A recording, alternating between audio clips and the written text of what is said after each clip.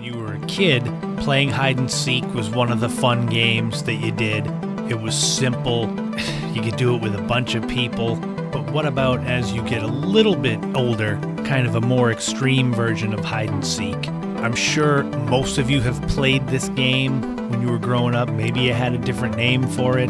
But where I grew up on Cape Cod in Massachusetts in New England, we referred to this game as Manhunt.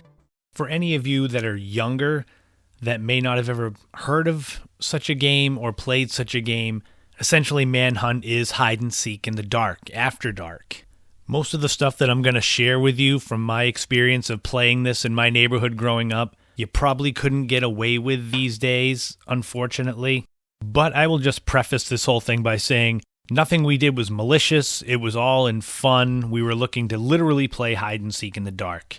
I'll explain it how I remember playing it and what the rules kind of were. So in our neighborhood growing up, this was probably 1990, 91. So I was 12, 13-ish. The idea was after dark, a group of neighborhood kids, sometimes as many as 10 to 12 kids would meet up in front of my house. And one person would be the hunter, almost like being in a horror movie, like a serial killer coming after you. The huntees, the hiders, would get 5 minutes to scatter and go and hide somewhere in the neighborhood. And then after 5 minutes, usually me, would leave my front step and seek them. Now, the first thing about Manhunt in the old neighborhood that was really unique was the size of the area that people were allowed to hide. So we had this nice little neighborhood set away from any main roads, so it was very safe. The roads were all quiet, and essentially it was like a rectangle of streets. One street went straight ahead from my house, and it hooked around to the right, and you'd have a rectangle. You could hide on any of those streets. There was, I believe, 6 total streets that made up this rectangle with some cross streets. So I just looked it up because I was curious. This area that people were allowed to hide in was a total of almost 12 acres. You imagine 12 acres of land in the dark that you could get to hide in. Sometimes the younger kids that played in the neighborhood were easier to find. They were sometimes as young as 8 or 9, including my siblings and then their friends that were their age. They would kind of just walk the streets because they were too scared to go hide in the dark, and I would eventually find them. You basically just had to tag them, although you can make it dramatic like it was a movie, like you were killing them. But once they were caught, they had to go back to the house and sit on the front step until everybody was tagged or somebody made it back to the step alive. And we took this manhunt seriously. We would hide in people's yards. This is where I said it was all in good fun. We were looking to hide from the person that was hunting us. I keep saying it was a different time. It was 30 years ago, back when you still could just walk outside and stay out until the streetlights came on. That just doesn't happen anymore. In the rare occasions that I wasn't the one doing the hunting and I got to go and hide, I was never found. And I'll tell you why. So sometimes I would go in between people's yards and cross through from street to street. And if I felt that I was close to being caught, I would go under people's decks and hide under there, nice and dirty, under someone's deck in their backyard. Who, if you're 10, 11, 12 years old, is going to go looking under everyone's deck? Because you couldn't bring a flashlight. It was your eyes only. It was fun. There were little cul-de-sacs in the neighborhood. It felt like you were in a movie. You were hiding from the killer. And you didn't have to go alone. I mean, if we had 10 to 12 people playing, you could pair up. There wasn't a rule like that. It was more of just you had to leave the area in front of my house and go and hide somewhere. That was basically the only rule. After 5 minutes, you could come and run back and be safe. But I'll tell you, my 2 most favorite classic stories from the Manhunt days that will explain why I still fondly remember this game. So this is probably 1990. We had one of the kids that was playing. She had never played before, and she was terrified. She was a little bit afraid of the dark, but she wanted to play because some of her friends were playing. So we made her feel safe by giving her a golf club to hold on to as security. One of the smaller irons, 2-iron, 3-iron, whatever it was. And we told her she had to go hide. She didn't go that far. What made it scarier was I had this glow-in-the-dark hockey mask that I had gotten for Halloween, probably 87 or 88. And being a big fan of horror movies, Friday the 13th, I, of course, doctored it up to look like the mask that Jason Voorhees wore. And I would play it up for everyone like I was Jason, stalking them throughout the neighborhood. That was always fun, and I'd pretend I was killing them. So this girl, she was just so scared, and I was coming down the road. I could see her. She was basically in the street because she didn't want to hide in the dark, and she was clutching the golf club like it was her best friend.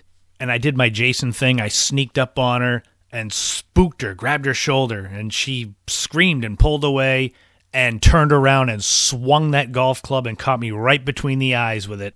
I don't remember if she dropped the golf club and ran home, but she was gone. I dropped to my knees and just held my face. Luckily, the mask broke the impact. And the funny thing is I still have that mask. It's now all old. I don't know if it glows in the dark anymore, but it's got a crack right across from one eye hole to the other from where she hit me in the face with a golf club 30 years ago. The second story is probably my favorite. It's one of my favorite stories to tell from my childhood, period. So being a horror movie fan, I also had the Freddy Krueger glove because I went as Freddy from A Nightmare on Elm Street. One of the Halloweens, I had it. It was a plastic one, not with real knives.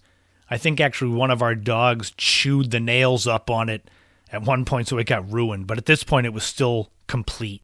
And for a long time, my friend Matt, who we had grown up together, he lived a few houses down from me. He always wanted to be the hunter, the Jason.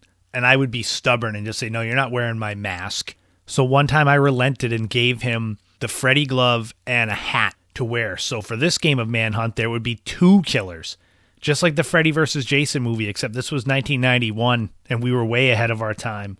The gist of this game was that we would go out and we hunted everyone. And once they were all rounded up, we went into my backyard with the spotlight on the grass, the yard, and it would be the big final battle between Freddy and Jason. And the rest of the kids that had played were kind of gathered around. It was like watching a street fight in an alleyway. And here we are, Freddy and Jason. Matt and I come together. We were going to start to battle it out. And we had like 5 seconds where we were grappling. And then it was probably me, slipped in my dog's poop and fell into it, both of us. We were just splattered and covered in dog poop laying there. The game ended right after, trust me. We were done. It was like you couldn't have made that up, where I just slipped and feet up overhead and just splat on my back. Just a classic moment. I love those days. Like I was saying, you can't do that these days. I don't think...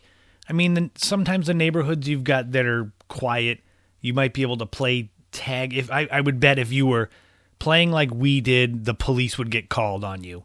We were doing nothing malicious, but at times we could be loud, and it would sometimes be 9:30 at night. We'd be out playing this in people's backyards. So yeah, I guess looking back, we were lucky, because I could see that being a problem these days. The irony is that I always talk about the onset of grunge music and Nirvana kind of changing my view and opening my eyes, and basically Manhunt went the way of the dodo bird after Nirvana came out. We didn't play anymore after that. We had all the same kids, but you get to be 13, 14, you kind of change your view. So it was only a couple years that it was a big thing. We'd play it in the summer 2, 3, 4 times a week. We'd gather everyone, get on our bikes, and go to people's houses and say, we're playing Manhunt tonight. Make sure you come up to the house at dusk or after dark, 8:30, 9 o'clock. I definitely miss those days. Did you guys play Manhunt? Did you call it something else? I feel like hide and seek after dark was a common thing. It was definitely not a Cape Cod game.